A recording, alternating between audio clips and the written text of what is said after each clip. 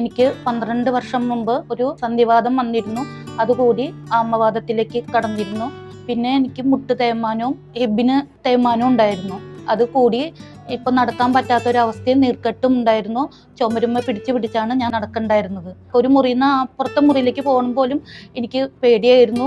നടക്കാൻ പോലും പറ്റാത്തൊരവസ്ഥയായിരുന്നു. അങ്ങനെ ഇടത്തെ കാലം എടുത്ത് വെക്കാൻ പോലും എനിക്ക് ബുദ്ധിമുട്ടായിരുന്നു. അങ്ങനെ എടുത്ത് വെക്കാൻപോ എനിക്ക് പേടിയും സങ്കടമൊക്കെ വരെയായിരുന്നു. വീൽ ചെയറിലേക്കായിരുന്നു എൻ്റെ യാത്ര ഉണ്ടായിരുന്നത്. അങ്ങനെയാണ് ഈ മന്ന ഹെൽത്തിന്റെ ഇത് ഞങ്ങൾ അറിയുന്നതും യൂട്യൂബിൽ കൂടെ അറിയുന്നതും. എൻ്റെ ഹസ്ബൻഡ് നോക്കി കഴിഞ്ഞപ്പോൾ അവിടേക്ക് പോവാമെന്ന് എന്നോട് പറഞ്ഞു. ഡിസംബർ 26-ാം തീയതി ഞങ്ങൾ ഇവിടെ വന്നു. ഷൈനി മാമിനെ കണ്ടു. ഷൈനി മാം തന്നൊരു കോൺഫറൻസ് അനുസരിച്ച് ഞങ്ങൾ ട്രീറ്റ്മെന്റ് തുടങ്ങി.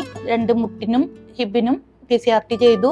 അത് കഴിഞ്ഞതിന് ശേഷം വീൽ ചെയറിൽ വന്നുകൊണ്ടിരുന്ന 3-4 ദിവസം കഴിഞ്ഞപ്പോൾ ഞാൻ വീൽ ചെയർ എടുത്ത് മാറ്റി. എനിക്ക് തന്നെ ഹസ്ബൻഡിന്റെ കൈ പിടിച്ച് ഇവിടെ വരാൻ എനിക്ക് സാധിച്ചു.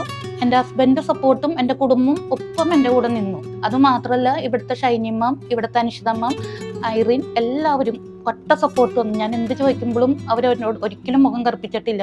അത് ശരിയാവും അമ്മേ എന്നും പറഞ്ഞ് ഷൈനി മാം എപ്പോഴും എന്നെ സമാധാനിപ്പിച്ചിരുന്നു.